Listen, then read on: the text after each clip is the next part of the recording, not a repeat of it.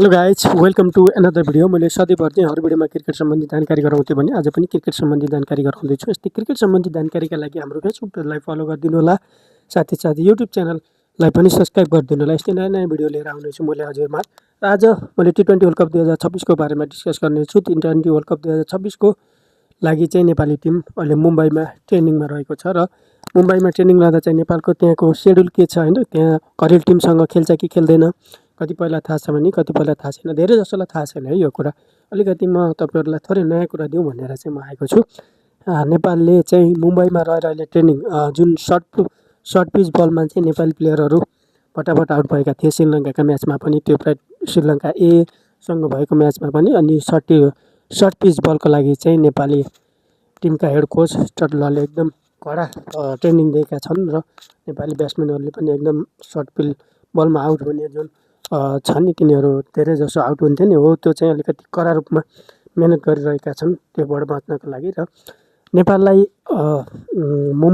मुम्बईमा पनि एउटा छुट्टै ग्राउन्ड दिएको छ ट्रेनिङ गर्नका लागि BCCI-ले हैन। र नेपालले अब मुम्बईमा रहँदा चाहिँ कुन घरेलु लिग टिमसँग चाहिँ कतिवटा म्याच खेल्छ त नेपालले मुम्बईको घरेलु डोमेस्टिक टिमसँग चाहिँ दुईवटा म्याच खेल्नेछ, जुन 29 जनवरी र 31 जनवरीको चाहिँ नेपाललाई दुईवटा म्याच दिएको छ, जुन घरेलु टिम मुम्बईसँग खेल्नेछ डोमेस्टिकको।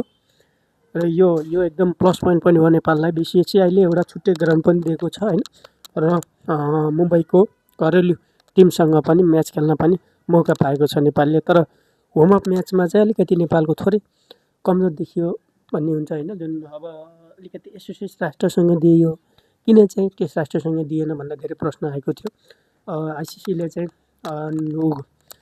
सेड्युल बनाएर चाहिँ नेपालको होमअप म्याच चाहिँ क्यानाडा र UAE-सँग मात्र पारिदिएको छ हैन। नेपालको म्याच चाहिँ अलिकति टेस्ट राष्ट्रसँग छ र एसोसिएट राष्ट्रसँगै खेलाउने भनेको अलिकति थोरै हेपिएको भनेर धेरै प्रश्न उठेका छन् युट्युबरदेखि लिएर मिडियामा पनि।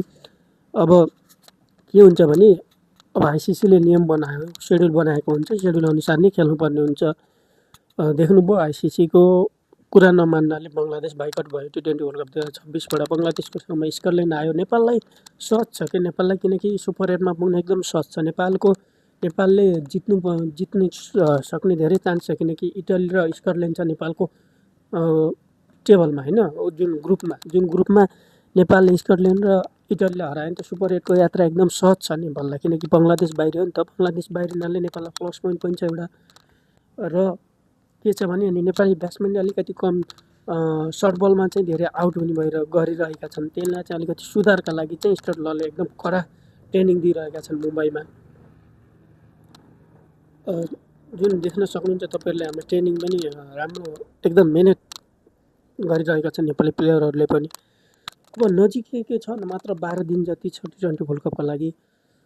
हेरौँ नेपालले कस्तो प्रदर्शन गर्छ, या सुपर 8मा पुग्छ है पुग्दैन हैन, यो पनि अलिकति हामीले सोच्नुपर्ने कुरा छ।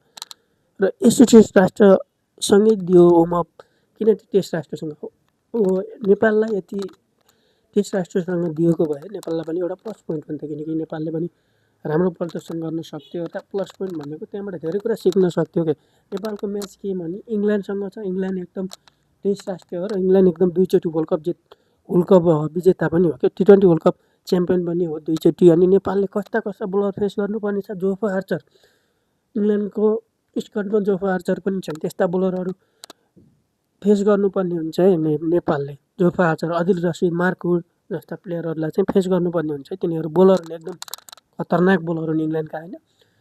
त्यही भएर अलिक सर्ट पिचमा चाहिँ अलिकति ध्यान गरिदिनु होला भन्न चाहन्छु म नेपाललाई। Thanks for watching.